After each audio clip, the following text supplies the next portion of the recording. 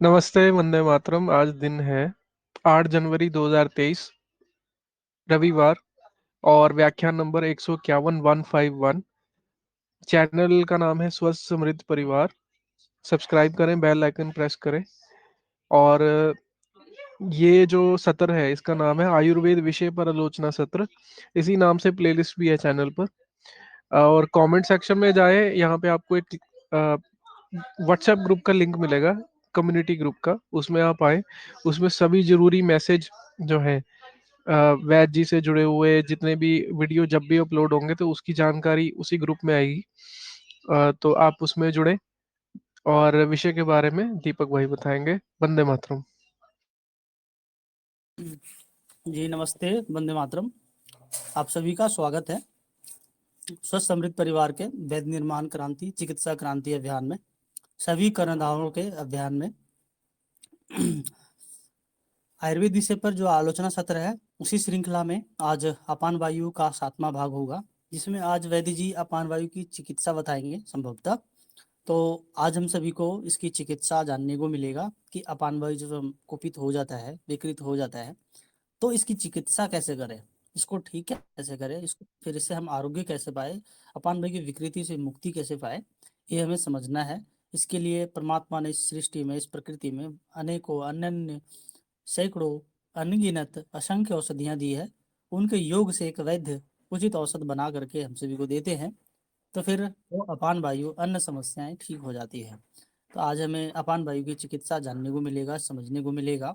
तो हम सभी समझेंगे और जानेंगे, और इसे सीख करके यही आशा निवेदन आप सभी से कि औरों में बांटे, समझाएं, जिससे कि ऐसी समस्या होने पर हम सबको आरोग्य कर सकें। और इस अभियान से एक वैदिक विद्या सीखने का हम सभी का बहुत ही अच्छा अवसर है। तो वैदिक विद्या समझते जाएं, सीखते जाएं और अपने देश को स्वच्छ समृद्ध बनाएं। तो मैं आज के सत्र में वैद्य जी का बहुत बहुत हृदय से स्वागत करता हूं। तो वैद्य जी से निवेदन है कि आज का विषय आरंभ करें और हम सभी को ज्ञानित करें। नमस्ते।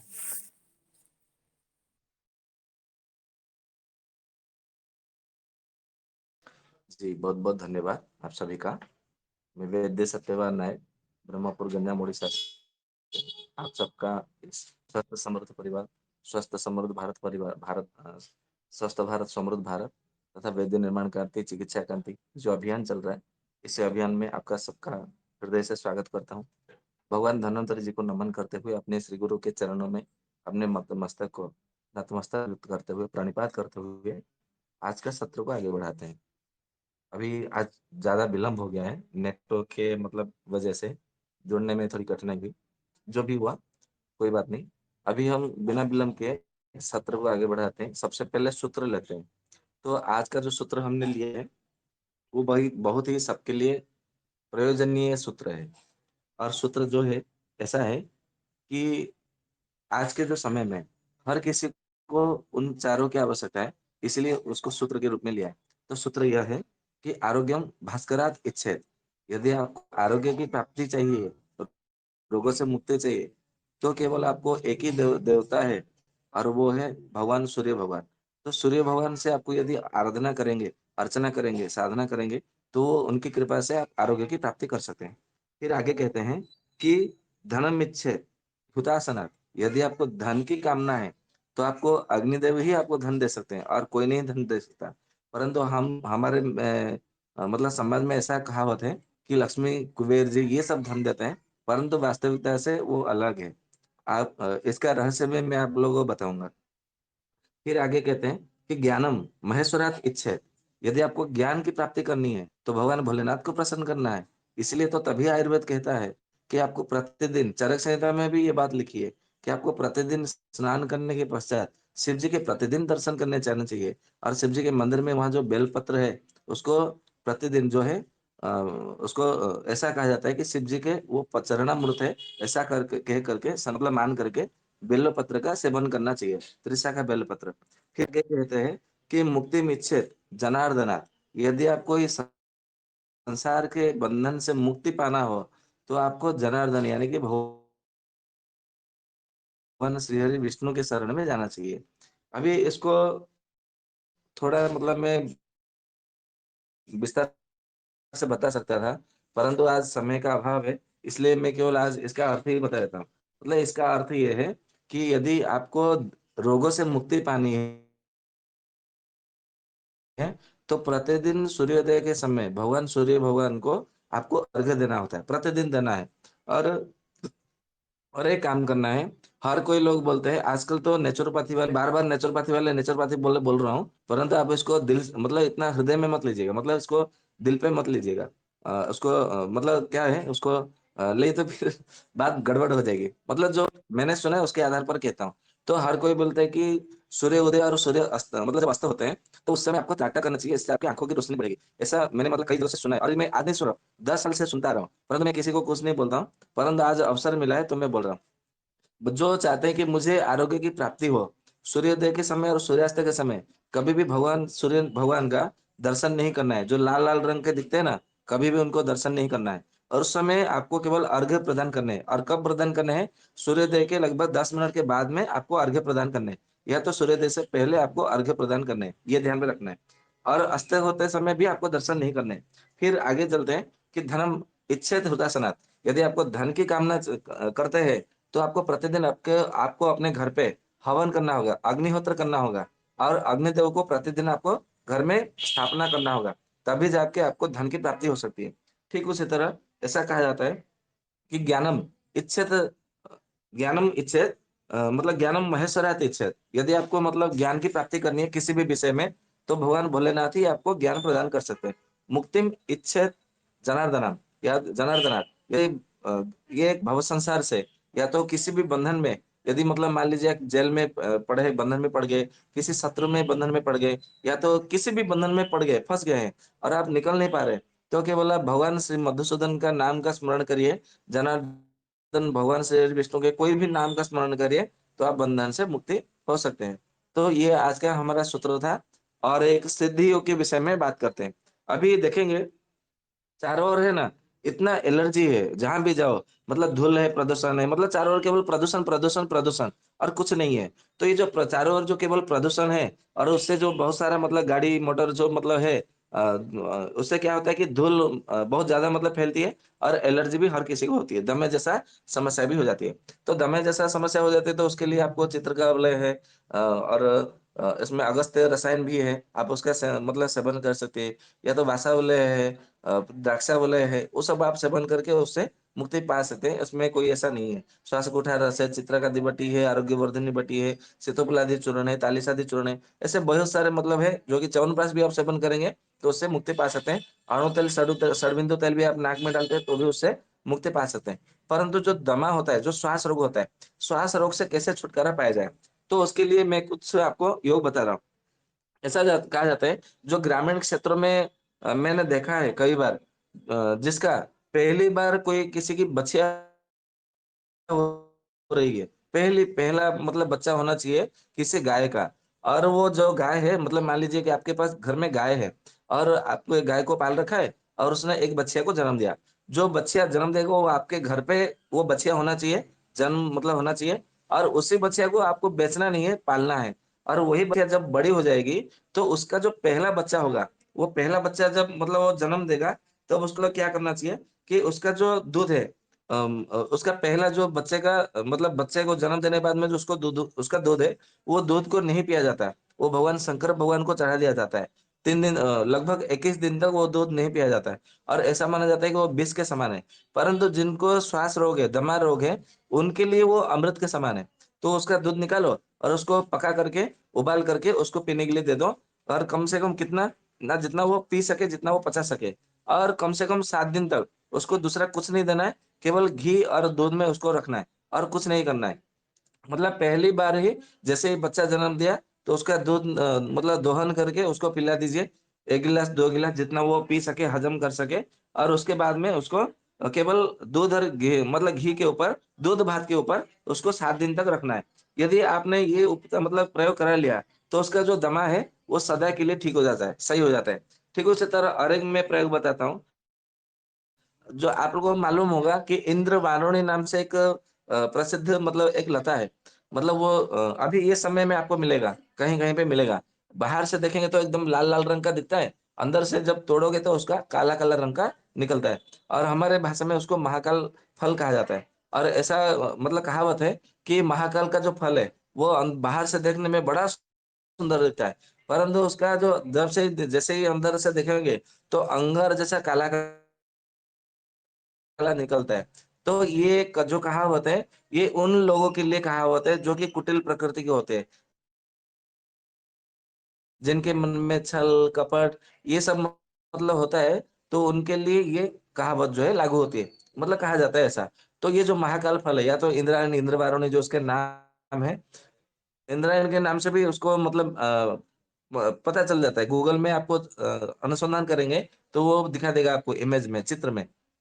तो उसका फल अभी मतलब निकल आएगा, तो काला-काला रंग का जो उसका गुद्दा है, उसको आपको लाना है। ला करके क्या करना है, उसको धूप में सुखा लेना है, 5 दिन तक धूप में सुखाना है। तो धूप में सुखाने के बाद में वो पूरा सूख जाएगा, तो उसको पूरा कूट करके चूर्ण बना करके आपको रखना है। जब भी आपको मतलब ऐसा लगे कि हाँ, इसको मतलब दमा है और श्वास रोग है, और ये इसको मतलब श्वास रोग से उसको मुक्ति दिलाना है।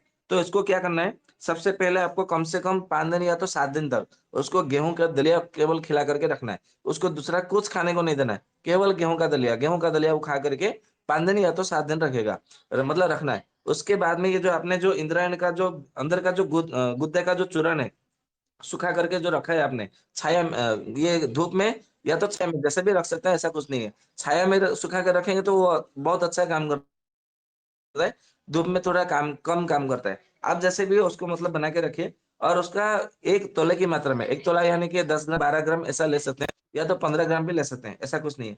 तो उसको गर्म पानी में गुन एकदम जैसे हम चाय पीते हैं, कॉफ़ी पीते हैं, उतना गरम-गरम पानी में उसको घोल करके उसको चाय की तरह पीने के लिए देना है, और चाय की तरह फूँक मतलब सिक-सिक करके उसको पी लेना है। उसके बाद में 6 घंटे के बाद में फिर से देना है, फिर से 6 घंटे के बाद में फिर से देना है। मतलब एक ही दिन में आपको 3 बार देना है। जैसे मतलब मान लीजिए कि सुबह में आपने 4-5 बजे दे दिया एक बार, फिर आपको 10-11 बजे फिर से मतलब एक बार देना है, और शाम को 5-6 बजे फिर से आपको एक बार देना है। तो ऐसा आप दे देंगे, तो देखेंगे उसका हमेशा के लिए, सदा के लिए उसका जो दमा है वो पूरी तरह से ठीक हो जाता है। परंतु ये जो इंद्रायण का जो गुर्दे का आपने दिया, इससे उसको इतना उल्टी होगा, इतना दस्त होगा कि आप कल्पना नहीं कर सकते। किसी-किसी को 52 बार, 54 बार, 55 बार भी उसको दस्त होता है। और उल्टी जो होता है ना, किसी को 16 बार, किसी को 18 बार, किसी को 12 बार। मैंने एक व्यक्ति को दे दिया था, उसको 24 बार उल्टी हुआ था, और उसका जो गला जो है ना, गला एकदम मतलब उसका मतलब ऐसा छिल गया था, और उसको उल्टी में अंतिम जब बार जो उल्टी हुआ था 2-3 बार, तो उसमें खून भी आने लग गया था। तो आपको घबराना नहीं है, इससे मतलब डरना नहीं है, परंतु ये हमेशा के लिए, सदा के लिए जो है दमा रोग है, वो पूरा छूट जाता है। कहते हैं कि दमा दम के साथ जाता है, परंतु वास्तव में ऐसा नहीं है। यदि आपने ये उपचार कराया, तो बहुत अच्छा इसमें आपको परिणाम मिलेगा। परंतु इसमें भी वही नियम है कि आपको लगभग 10 या 15 दिन तक केवल घी और खांड मिला करके आपको सेवन करना है, दूध-भात सेवन करना है, इसके अतिरिक्त और कुछ भी नहीं खाना है, ये आपको ध्यान में रखना है। यदि आपने इधर-उधर करके मतलब चुरा के या तो छुपा के कुछ खा लिया, तो फिर वो गया काम से, वो फिर लाभ आपको नहीं मिलेगा। केवल 15 दिन की बात है, 15 दिन यदि आपने दूध-भात और खांड, मिश्री, घी यदि आपने सेवन किया अधिक से अधिक मात्रा में, तो वो पूरी पूरी तरह से हमेशा के लिए वो पूरा ठीक हो जाता है। तो ये मतलब था आपको बताने के लिए। तो ईश्वर के मतलब कृपा से आप लोग इसका मतलब प्रयोग करिए, तो आप लोग को बहुत अच्छा परिणाम मिलेगा। तो अभी हम बढ़ते हैं अपान वायु का मतलब चिकित्सा के ऊपर। क्योंकि जब अपान वायु हमारा विकृत होता है, तो आप लोग को पता है कि हमारा पहले जो सत्र में पुरुषों के लिए थोड़ा अलग था, और स्त्रियों के लिए भी अलग था। तो चिकित्सा भी थोड़ा पुरुषों के लिए भी थोड़ा अलग है, और स्त्रियों के लिए भी अलग है। इसीलिए आज जो चर्चा करेंगे, ये पुरुषों का जो अपान वायु विकृत हुआ है, तो उसके लिए हम चर्चा करेंगे। क्योंकि पुरुषों का जब अपान वायु विकृत हो जाता है, तो क्या होता है? शीघ्र पतन होता है, स्वप्न दोष होता है, धातु पतला हो जाता है, नींद टूट जाती है, फिर वो पतले-पतले हो जाते हैं। मतलब ये कुछ अन्य-अन्य मतलब लक्षण भी देखने को मिलता है। तो उसके हिसाब से हम मतलब बताएँगे। और स्त्रियों का जो होता है, जैसे गर्भ धारण करना, या तो गर्भाशय में, डिंबाशय में, या तो श्रोणि में कुछ समस्या आ जाना, या तो फिर उनको माहवारी की समस्या आना, ये जो बार-बार मतलब दिक्कत हो जाती है, गर्भस्राव हो जाता है, गर्भपात हो जाता है, गर्भ धारण न पा हो पाना, काकबंधिया होना, या एकापत्य बंधिया होना, या तो काकचंडीसर बंधिया होना, या तो बिल्कुल मतलब मूढ़ गर्भ होना, यदि ऐसे अनेक अनेक प्रकार है, 21 प्रकार के मतलब बताए जाते हैं। तो उसके लिए जो चिकित्सा है हम कल चर्चा करेंगे। आज केवल पुरुषों को होने वाले जो अपान वायु है, उसके विषय में हम चर्चा करेंगे। तो अभी ज़्यादा समय ना लेते हुए हम एक-एक बात को आपको आपके सामने उपस्थापना करते हैं। तो सबसे पहले आपको ध्यान में रखना है, जिनका भी अपान वायु विकृत हुआ हो, चाहे पुरुष हो, चाहे स्त्री हो, उसमें आपको ध्यान में रखना है। आयुर्वेद में बस्ती देने के लिए कहा है, क्योंकि वायु जो है बस्ती से बहुत अच्छा फ़ायदा करता है, लाभ करता है। तो आपको हर किसी के पास में बस्ती यंत्र एक होना चाहिए। आपके पास यदि कोई रोगी आता है, तो उसको बस्ती देने के लिए आपको तैयार होना चाहिए। और बस्ती देते समय जो है, चाहे आप मतलब पुरुष को या तो स्त्री को जिसे को भी देना है, एक उसमें शर्त है कि उसमें लाज, शर्म, काम, क्रोध, लोभ, मोह, माया मतलब अहंकार, मत्सर ये ईर्ष्या, हिंसा, द्वेष, घृणा ये सब जो भावना है, ये सबसे परे होना चाहिए आपको।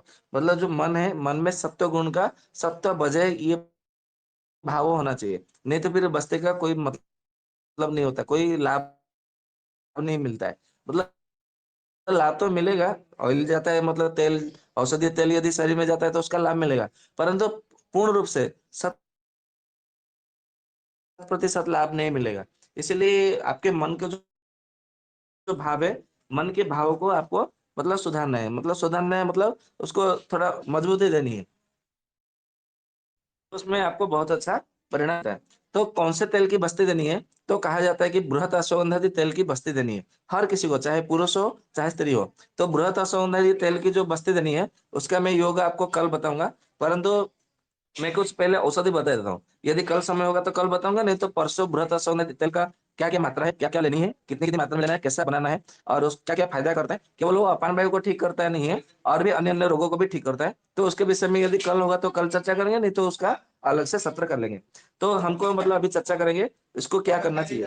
तो आपको ध्यान में रखना है, यदि अपान वायु यदि पुरुषों का विकृत होता है, यदि उसका ठीक नहीं किया जाता है, तो आप लोगों को मालूम है कि वो आगे चल करके भविष्य में या तो आपको अर्श होगा, यानी कि बवासीर रोग होगा। बवासीर ने तो यदि ठीक नहीं किया तो फिर भगंदर होगा, या तो फिर गुदाशय होगा, मलाशय शोथ होगा। अन्य-अन्य मतलब मलद्वार से संबंधित अन्य-अन्य रोग भी होंगे।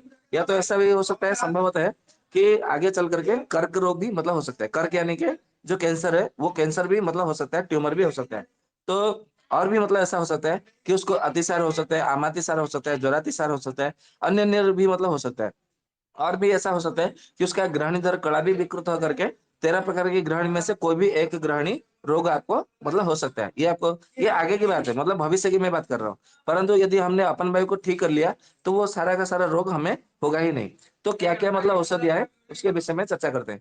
तो अष्टांग हृदय में मतलब बागभट जी ऐसा कहते हैं, यदि आपको अपने अपान वायु को ठीक करना है, तो आपको 2 सूत्र अपनाने हैं। एक सूत्र ये है कि आपका अग्नि जो है, अग्नि आपका मंद पड़ गया है। आप देखेंगे जिनका भी अपान वायु विकृत हो जाता है, तो सबसे पहले उनका अग्नि मंद होता है। तो जे अग्नि को आपको दीपन करना है। दीपन यानी कि आपको अग्नि को बढ़ाना है, अग्नि को प्रदीप्त प्रखर करना है। ये सबसे पहला सूत्र है, मतलब पहला काम है। दूसरा काम है कि उनका मल और मूत्र को एकदम मतलब पूरा साफ तरीके से, मतलब पूरा साफ तरीके से मतलब होना चाहिए। मतलब मल एकदम मतलब निकल जाना चाहिए। मूत्र भी बहुत अच्छा होना चाहिए। दिन में 6 से 8 बार 24 होरा में होना चाहिए। और मल भी आप जितने बार भोजन करेंगे, उतनी बार आपका मल त्याग त्याग के लिए जाना चाहिए। और एकदम से जल्दी पूरा स्पीड से मतलब खुला शौच मतलब होना चाहिए। पेट साफ जिसको बोलते हैं ना, पेट सफा, तो पेट सफा हो जाना चाहिए। तो और क्या-क्या मतलब उसके लिए क्या-क्या औषधियाँ हैं, वो हम चर्चा करेंगे। तो उसमें सबसे पहले जो है तक्र का नाम लिया गया है। ऐसा कहा गया है कि स्वतो तो तक्र शुद्धेषु रस सम्यक उपेत्य। इसका अर्थ ये है, केवल ये अपान वायु को ठीक नहीं करता, वो मलभः स्वतः, मूत्रभः स्वतः, रसभः स्वतः, रक्तभः स्वतः को भी ये ठीक करता है। इसके लिए आपको तक्र जो है, सबसे पहले आपको तक्र का सेवन करना चाहिए, ऐसा कहा जाता है। मतलब आप देखेंगे कि मैं 14 साल गुजरात में रहा हूँ। गुजरात में जहाँ कहीं भी देखेंगे किसी किसी गुजराती के घर पे जाएँगे, वो भोजन करने के लिए बैठेंगे दोपहर में। दोपहर का खाना, तो खाने की थाली के पास में उनके पास में कम से कम 1 गिलास जो है बड़ा गिलास, गिलास यानी कि आधा लीटर होगा वो गिलास में। तो बड़ा गिलास एकदम तक्र होता है ना, ताज़ा तक्र, उसमें काला नमक, धनिया का चूरन, जीरे का चूरन, काला नमक ऐसा डाल करके वो रखते हैं और मतलब पीते हैं। तो ये अभ्यास हमें भी मतलब मुझे भी हो गया था। इसीलिए मेरा जो अपान वायु अभी तक विकृत नहीं हुआ है, क्योंकि मैंने 14 साल तक मैंने तक्र का सेवन किया है गुजरात में रह करके। तो जो भी गुजरात में रहते हैं ना, तो उनको भी पूछेंगे तो वो बोलेंगे, हाँ, हम लोग तो तक्र पीते ही पीते हैं। तो गुजराती के लोगों को आपको इतना अपान वायु उनका विकृत नहीं होता है। हाँ, जो लोग तक्र का सेवन नहीं करते, उनका अपान वायु विकृत हो सकता है, ये हम मानते हैं। तो ठीक उसी तरह, तो इसमें सबसे पहले जो है गुड़ और पिपली ये दोनों को मात्रा के बराबर लेना चाहिए। कैसे लेना चाहिए मैं बता देता हूँ। सबसे पहले आपको पिपली लेनी है, चाहे पिपली छोटी हो या बड़ी हो, जो भी हो, पिपली लेना है। उसको थोड़ा तवे पर, जो लोहे का जो तवा होता है, तवे के ऊपर उसको उसको थोड़ा भून लेना है। भून लेने के बाद में उसको कूट लेना है, गरम गरम ही कूट लेना है। ठंडा हो जाएगा तो फिर वो चूर्ण नहीं बनता है, मैंने देखा है। फिर उसको आप कितना भी मिक्सी करो तो मतलब ग्राइंडर से मतलब उसको करो तो वो चूर्ण नहीं बनता है। तो तवे के भुनने के बाद में गरम गरम अवस्था यदि हिमाम दस्ता में कूट लिया तो एकदम बारीक सा चूर्ण बन जाता है, जिसको सूक्ष्म चूर्ण ऐसा कहा जाता है। तो चूर्ण बन जाने के बाद में आपको वजन करना है। ये वजन में कितना है, 100 ग्राम है, 200 ग्राम है, कितना है। तो जितना आपका पिपली का चूर्ण वजन हुआ उतनी ही मात्रा में आपको गुड़ लेना चाहिए। गुड़ यानी कि जो सूखा वाला गुड़ वो नहीं, जो देसी गुड़ होता है, जो मतलब थोड़ा तरल रूप में, द्रव्य रूप में रहता है, वो वाला गुड़ लेना है। और उसको लेकर के इमाम दस्ते में आपको गिनते हुए, गिन गिन करके, 1 2 3, जैसे like गाना आया था ना, 1 2 3 4 5 6 7 ऐसा 12 13 करके, परंतु आपको 13 पे अटकना नहीं है। मतलब वहां पे तो 21 22 23 ऐसा कुछ था। तो आपको वही उतने में नहीं अटकना है, रुकना नहीं है, आपको 1000 तक जाना है। तो 1000 तक आपको धीरे धीरे एक एक मतलब गिनती करते हुए आपको 1000 तक जाना है। और 1000 तक मतलब जा करके क्या करना है, उसको प्रहार करना है गिन गिन करके। तो देखेंगे जब 1000 मतलब उसमें गिनती करते करते प्रहार हो जाएगी 1000, तो वो एकदम गोंद जैसा वो पकड़ लेगी। जैसे हम तिल का लड्डू हम बनाते हैं तो कैसा गोंद जैसा पकड़ लेती है, या तो चिक्की हम मतलब खाते हैं तो कैसा लड्डू हम बनाते हैं तो उसमें गोंद जैसा पकड़ता है ना, तो ऐसा गोंद जैसा पकड़ लेगी। तो पकड़ने के बाद में उसको क्या करना है, लड्डू जैसा आपको बनाना है। कितने कितने मात्रा में, 1 1 ग्राम की मात्रा में आपको गोली जैसा उसको बना लेना है। और बना करके उसको रख लेना है, बराबर। और ये हो गया आपका दवाई। एक एक या तो दो दो या तो तीन तीन या तो चार चार, आप अपने हिसाब से उसको मतलब खाली पेट में उसको मुंह में रख करके चूसना है। फिर उसके बाद में गुनगुना पानी मतलब गर्म पानी आपको पीना है। और खड़े होकर के पीना है गुनगुना गर्म पानी, इसको बैठ करके नहीं।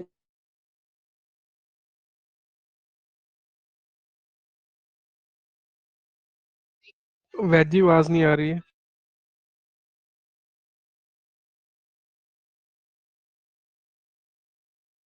कनेक्ट कर रहे हैं।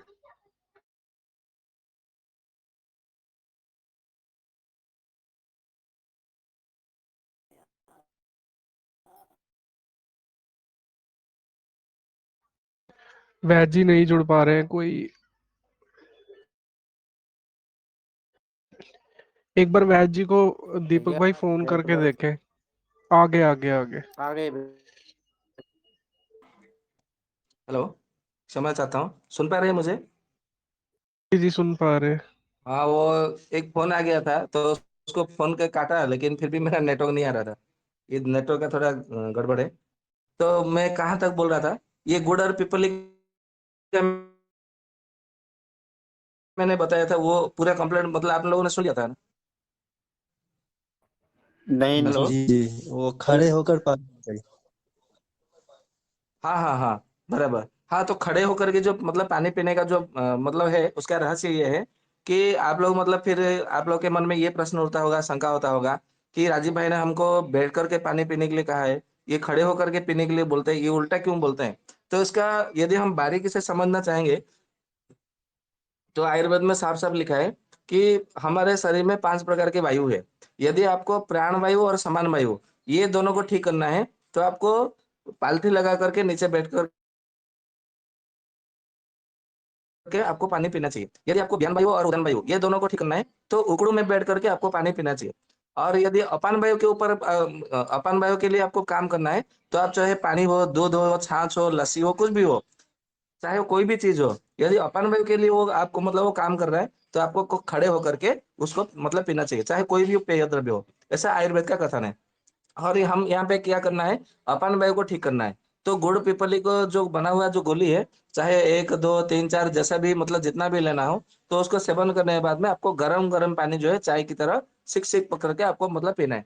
ठीक उसी तरह और एक योग है जिसका नाम है त्रिवृत्तादि चूर्ण। त्रिवृत्तादि मतलब बटकम। त्रिवृत्त यानी कि जो निशोथ होता है, काला निशोथ, वो लेना है। और दंती मूल लेना है। दोनों को लेकर के समान मात्रा में उसको थोड़ा हल्का सा घी में भून लेना है। और घी में भून करके फिर उसमें भी ऐसा ही करना है कि पानी डाल करके आपको क्या करना है, थोड़ा उसको खरल करना है। खरल करके देखेंगे तो उसमें 1 घंटे तक खरल करेंगे तो फिर उसमें से मतलब घी जितना वो निकल आएगा बाहर, मतलब उसमें तैरता हुआ रहेगा।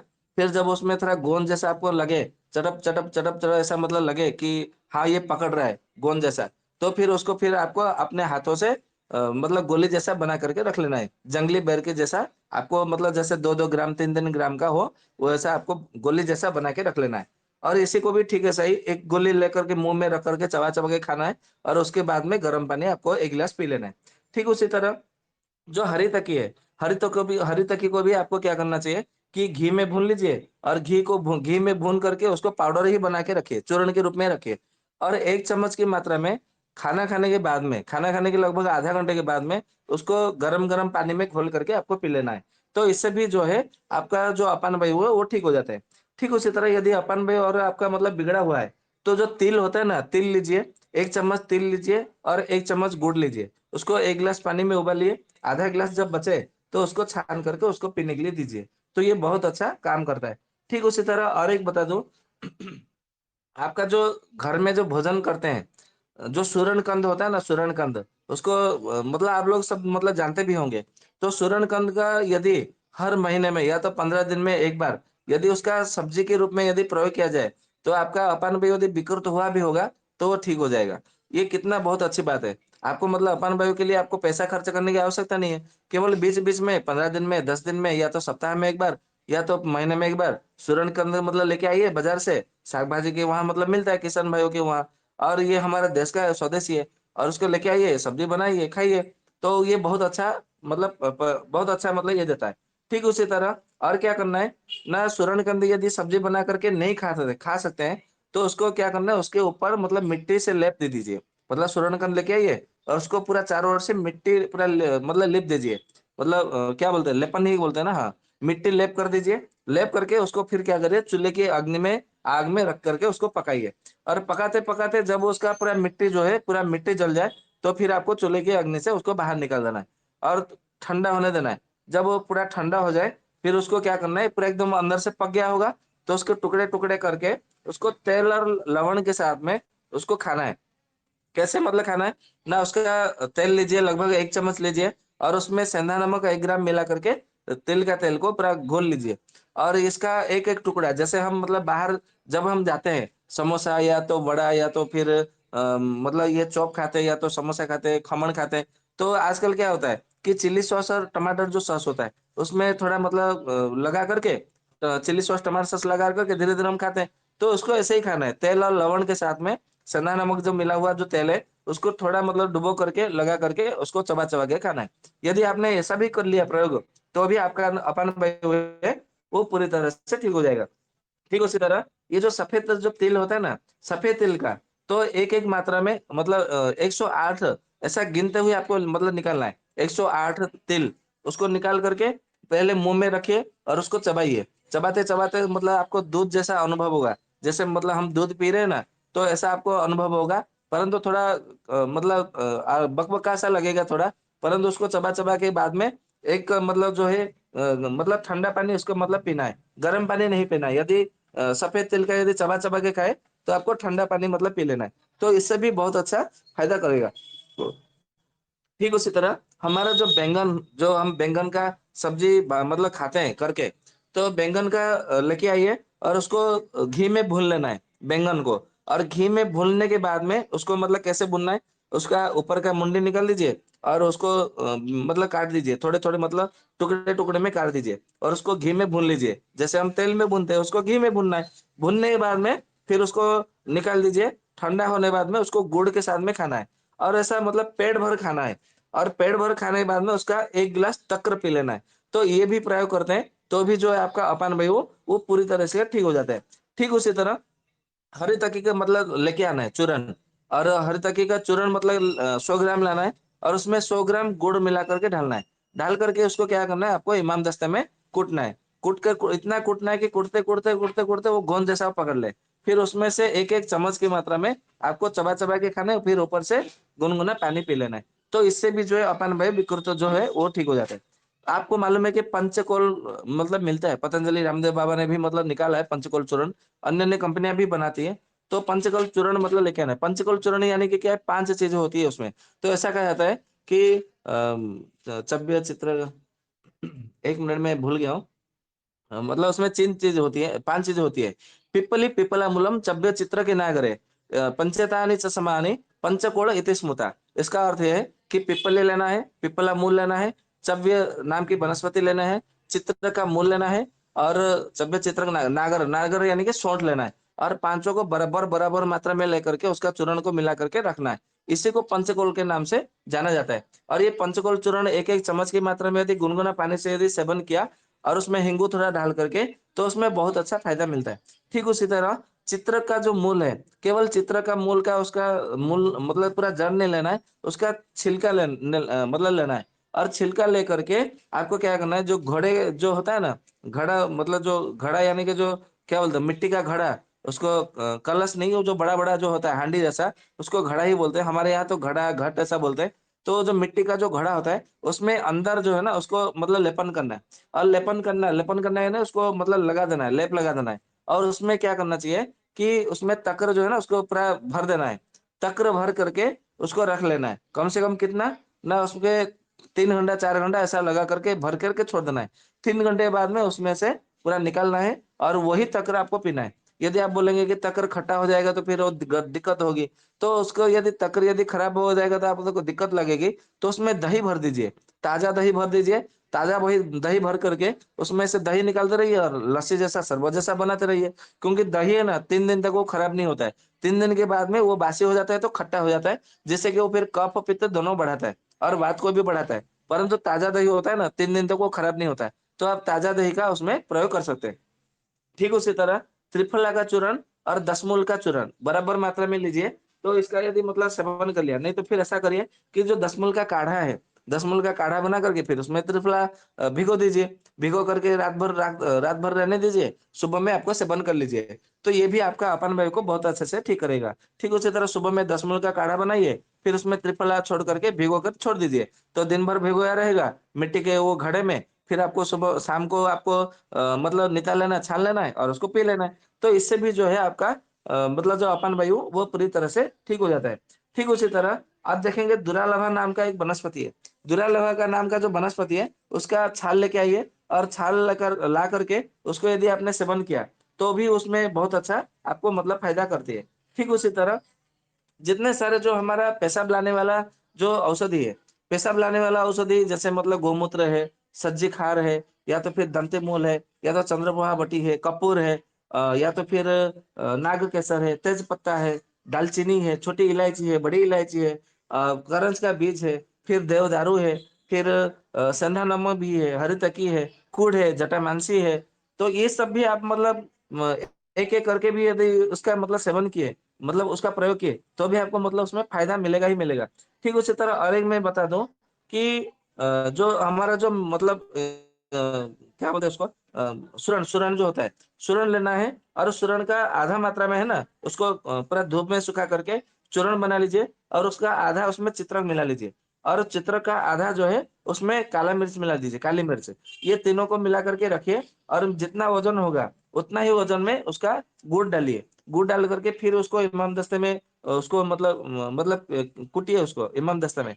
और कूटने के बाद में जब वो उसमें गोंद जैसा पकड़ लेगा, तो उसको 1-1 चम्मच की मात्रा में उसका सेवन कर सकते हैं। और मैं एक बता दूं, जो हमारा बवासीर के लिए जो बाहुसुल गुड़ नाम से प्रसिद्ध औषधि है, बहुत अच्छा काम करता है। आप कैसा भी बवासीर हो उसमें दे दो, खूनी बवासीर हो या तो वादी बवासीर हो, जो भी हो, बाहुसाल गुड़ उसमें बहुत अच्छा काम करता है। वही बाहुसाल गुड़ यदि हमने सेवन कर लिया अपन वायु को ठीक करने के लिए, तो भी वो अपन वायु को ठीक कर जाता है। ठीक उसी तरह और एक औषधि है जो कि अमृत भल्ला तक अवले है, जो कि दक्षिण भारत के कंपनियां वो सब बनाते हैं। तो उसको भी यदि हमने सेवन किया, तो भी मतलब जो है वो ठीक कर देता है।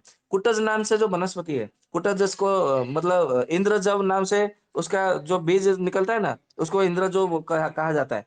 तो कुटज जो वनस्पति है उसका जो छाल है वो लेके आइए, और उसमें हरी तकी या तो सौंठ दोनों में से कोई एक मिलाइए। मतलब कुटज का छाल का यदि चूर्ण है आधा चम्मच, तो उसमें या तो आधा चम्मच हरी तकी मिलाइए, या तो आधा चम्मच सौंठ मिलाइए।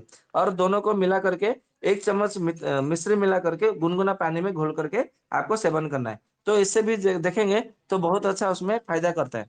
ठीक उसी तरह और एक मतलब बात बता दूं कि जो तिल जो वनस्पति है, जो तिल होता है ना जिससे तेल निकलता है, तिल का यदि क्षार मिल जाए तो तिल का क्षार अपान वायु के लिए रामबाण की तरह काम करता है। मतलब तिल का क्षार कैसे निकलना है आप लोग को मालूम है। तो तिल को पहले मतलब थोड़ा सुखा लीजिए, पूरा उसमें बीज लगे होंगे, मतलब उसको बीज नहीं निकाला होगा, पूरा वनस्पति जड़ जड़ उसका पूरा जड़ी के साथ में पूरा उसका पंचांग उसका पूरा जला पहले धूप में सुखा लेना है। सूख जाने के बाद में उसको जला डालिए, जितनी राख होगी उसका 4 गुना 8 गुना पानी उसको लीजिए, या तो 4 गुना या तो 8 गुना उसका राख को में पानी मिला करके उसको घोटना है। 5 मिनट तक घोटना है, फिर उसको छोड़ देना है।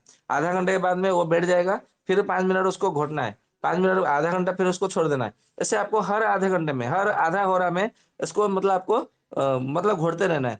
आधा घंटे में ऐसा घोटते रहेंगे तो मतलब तो उसका 48 होरा तक यानी कि 2 दिन तक उसको घोटते रहना है, फिर उसको बाद में छोड़ देना है 1 होरा तक।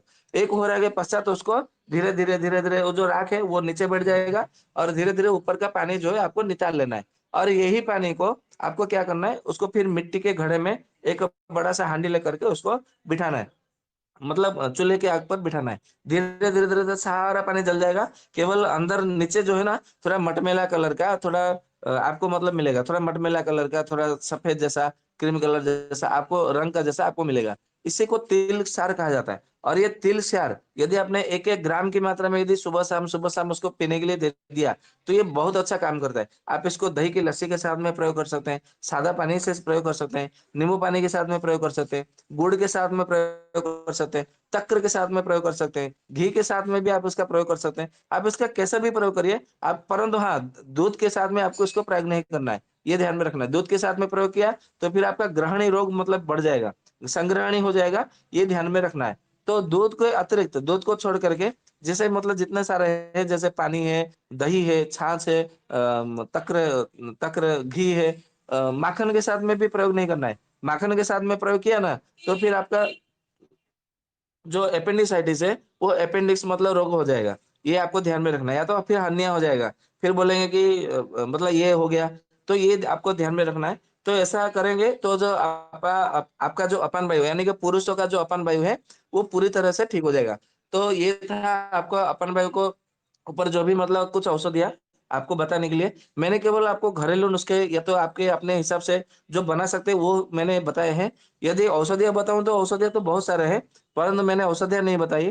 केवल आपको अपने घर में जो-जो बना सकते हैं, वो मैंने बताया है और आप अपने घर में इसको बना करके स्वयं चिकित्सा करिए और इधर-उधर मत भागिए क्योंकि पैसों का क मतलब ऐसा पानी की तरह मत बहाइए क्योंकि जो पैसा होता है ना, धन, बहुत तकलीफ से, बहुत कष्ट से मतलब आता है, तो ऐसा नष्ट मत होने दीजिए। तो आशा करता हूँ आप लोग को बहुत अच्छा लगा होगा और आशा ये भी करता हूँ कि आप लोग इसका पालन करेंगे, अपने मतलब जीवन में लाएँगे।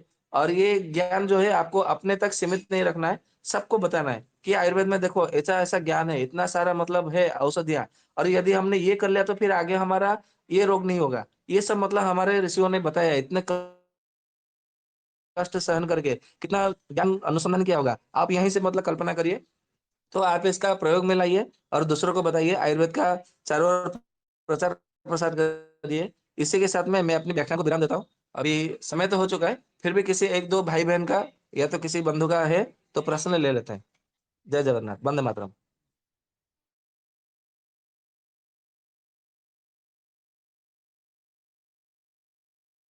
किसी का भी कोई प्रश्न नहीं है?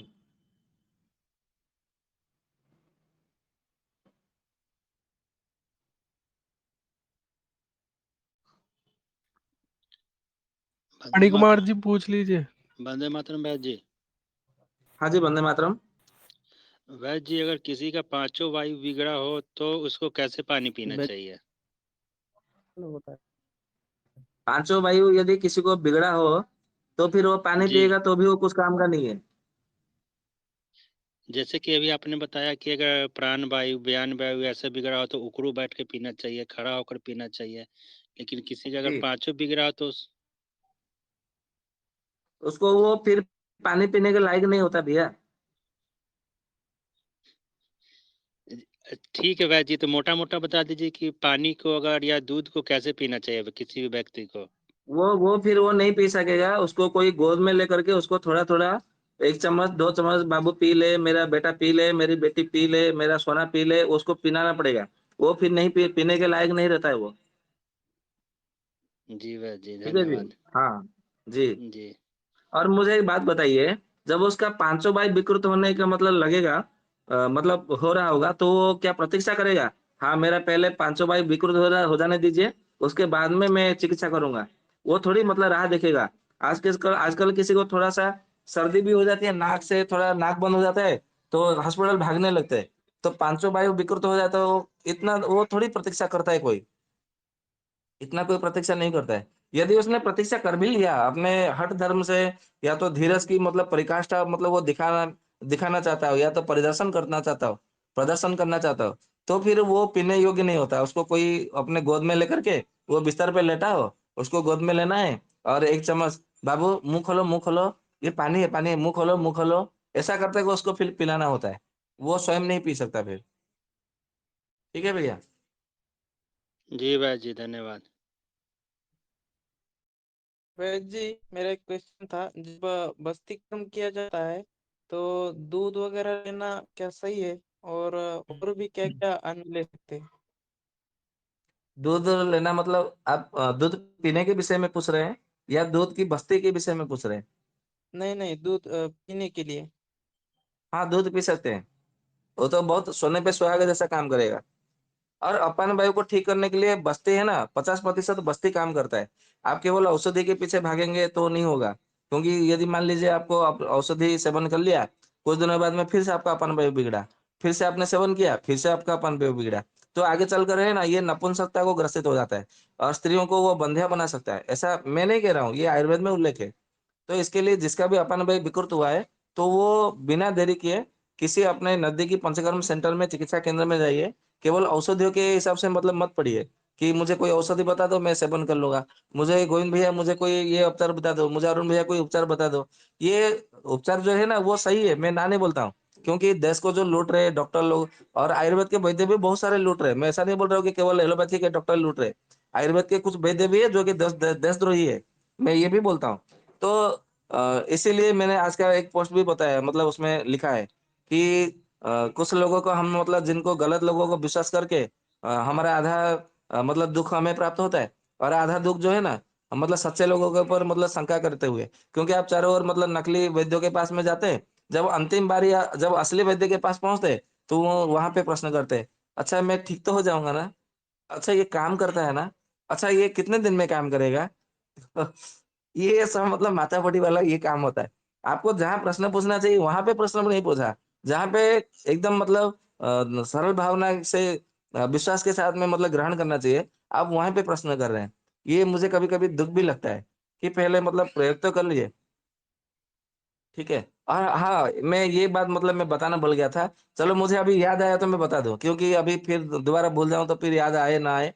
किसी भाई का मुझे मैसेज आया था सत्र में। तो उनके मतलब कोई बेटा या कोई बेटी थी उनकी, 3 साल की या ऐसा कुछ थी, वो मैं भूल गया हूँ। तो उनके आँखों में आँखों के जो मतलब पुतलियाँ होते हैं ना, जहाँ पे हमारा काला-काला जो होता है, उसको हिंदी में क्या बोलते हैं? संस्कृत में उसको नेत्र पुत्तलिका ऐसा कहा जाता है। मतलब पुतलियाँ ही कहा जाता होगा हिंदी में। और मैं हिंदी में थोड़ा मतलब कभी-कभी मेरा भूल हो जाए, तो उसको संशोधन कर लीजिएगा, क्षमा करिए। क्योंकि मैं या तो संस्कृत का ग्रंथ पढ़ता हूँ, या तो फिर ओड़िया भाषा में मैं अच्छा बोल सकता हूँ। क्योंकि मेरा मूल धर्म मतलब मूल भाषा जो है, वो ओडिशा है। तो उसको संस्कृत का इसलिए मैं बीच-बीच में बोल देता हूँ, ताकि आपको यदि समझ ना हो तो संस्कृत ग्रंथ में भी आपको उसका उत्तर मिल सकता है। तो जो नेत्र पुत्तलिका के नाम से जो जाना जाता है ना, वहाँ पे जो काला-काला जो है आँखों में दिखता है, तो उसके ऊपर जो सफ़ेद रंग का यदि मतलब आपको कोई देखने को मिले, ऐसा रोगी, तो आयुर्वेद में उसको फोला कहा जाता है और संस्कृत में उसको फुल्लिका, ये रोग के नाम से जाना जाता है। आप भेषज रत्नावली या तो माधव निदान में देखेंगे, या तो सुश्रुत संहिता में देखेंगे, तो नेत्र फुल्लिका के विषय में बहुत सारा वर्णन है। और नेत्र फुल्लिका के लिए औषधियाँ तो बहुत सारे हैं, परंतु मैंने 3-3 रोगियों के ऊपर उसका उपचार किया था और मुझे बहुत अच्छा परिणाम मिला था, और आज वो बहुत अच्छे हैं, मतलब स्वस्थ है। तो वही प्रयोग मैं सबको बता देता हूँ, क्योंकि फिर मतलब ये आँखों जैसी बात है, फिर वो ठीक होगा, नहीं होगा, फिर वो लोग मतलब आयुर्वेद के ऊपर संशय करते हैं। ऐसे भी तो शक कर रहे हैं आयुर्वेद मतलब काम नहीं कर रहा है, ऐसा-वैसा। इसके लिए मैं केवल वो नेत्र फुल्लिका के लिए मैं वही प्रयोग बताता हूँ, और वो प्रयोग मैं आप लोगों के लिए भी बता देता हूँ। आप लोग को यदि कहीं पे भी प्रयोग करेंगे, तो आपको भी बहुत अच्छा परिणाम मिलेगा। और प्रयोग ये है कि जो जो ये होता है ना रीठा जो होता है ना, हम बाल धोने के लिए प्रयोग में लाते हैं रीठा। रीठा सिकाकाई ये सब आप लोग को मालूम है। गोविंद भैया, दीपो भैया वो सब मतलब पोस्ट भी करते हैं। आंवला, रीठा, सिकाकाई का इसका योग। तो रीठा का फल लेके आइए, और रीठा का फल का जो अंदर का जो गिरी निकलता है ना, सफेद सफेद रंग का जो गिरी है, वो निकालिए। और ये जो सफेद रंग का जो गिरी है अंदर का, उसको मज्जा बोलते हैं। तो वही आपका फुल्लिका के लिए रामबाण औषधि है। कैसे करना है, उसको आपको सुखा लीजिए। जितना सारा जो सफेद सफेद रंग का जो अंदर का गिरी निकलता है, उसको क्या करना है, थोड़ा घिस लीजिए पानी में। पानी में घिस करके, यदि आपके पास में महात्रिफलादि घृत होगा तो अति उत्तम, बहुत बढ़िया, सर्वोत्तम है। तो उसको महात्रिफलादि घृत के साथ में उसको घिस घिस लीजिए। जो लेप बनेगा, मतलब चंदन की तरह, मतलब एकदम लेप बनेगा। उसमें आप चाहे तो जैसे यूनानी चिकित्सा में सुरमा होता है ना, या तो फिर आपके घर में कोई काजल बना हुआ है, तो काजल के साथ में उसको मिला करके रख लीजिए, क्योंकि ये तो सूख जाएगा बाद में।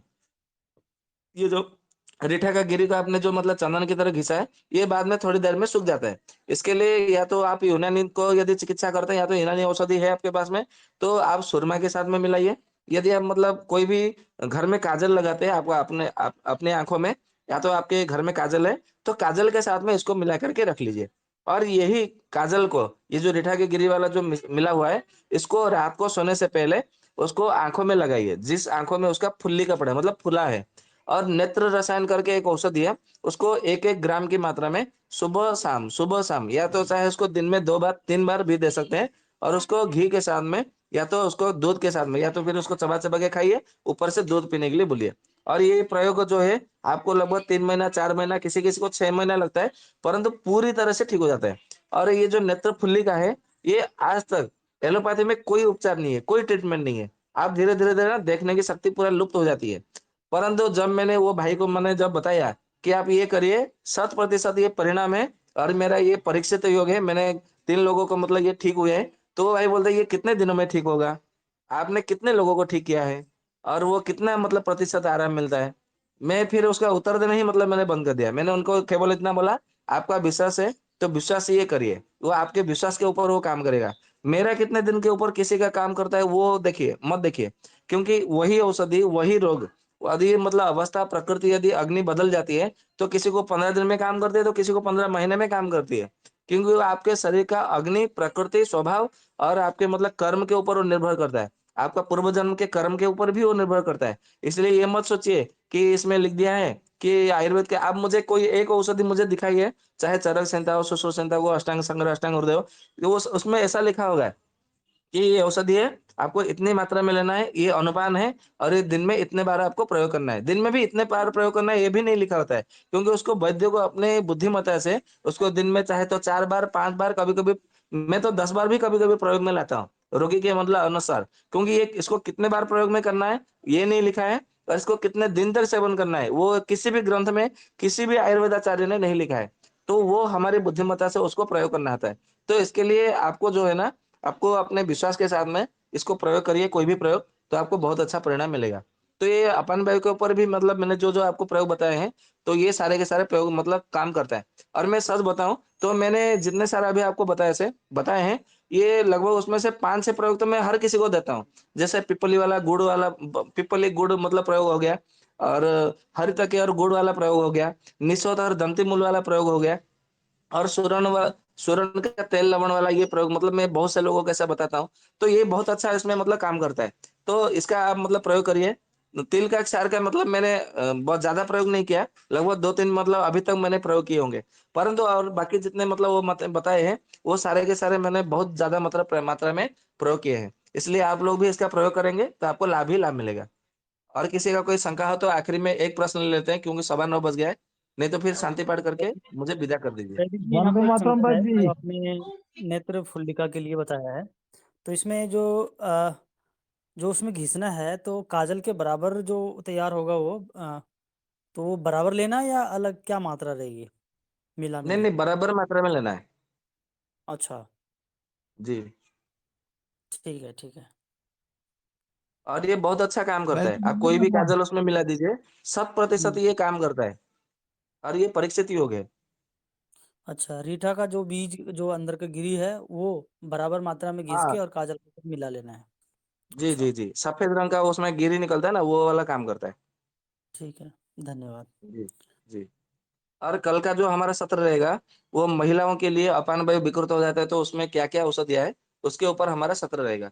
तो इसके लिए कल भी आप लोग मतलब सभी जुड़े, और मैं प्रयत्न करूँगा कि यदि बृहत अश्वगंधा यदि तेल का विषय यदि कल हो जाएगा, तो कल ही बता देंगे, या तो फिर उसका परसों उसका अलग से सत्र कर लेंगे। तो दीपक भैया अभी सत्र को विराम दीजिए, सवा 9 बज जी, रहे हैं।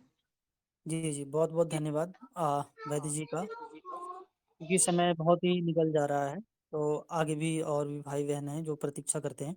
तो कृपया हमसे भी स्वयं ही ध्यान रखें वक्ता का, कि समय पे उन्हें हमसे भी अ, उससे समय पर ही प्रश्न करें, फिर ना करें। तो चलिए हमसे भी सत्र का शांति पाठ करते हैं और समापन करेंगे। इसी तरह से सत्र में जुड़िए, समझिए, और जो इस तरह से आज जो वैद्य जी सुलभ और सरल-सरल जो उपचार बताए हैं, ये कहीं भी किसी को भी बताया जा सकता है, उसे बताइए और लाभ उठाइए और का कल्याण करिए। तो हम सभी शांति पाठ करके सत्र का समापन करते हैं। ॐ द्यो शान्तिरन्तरिक्षं शान्तिः पृथिवी शान्तिरापः शान्तिरोषधयः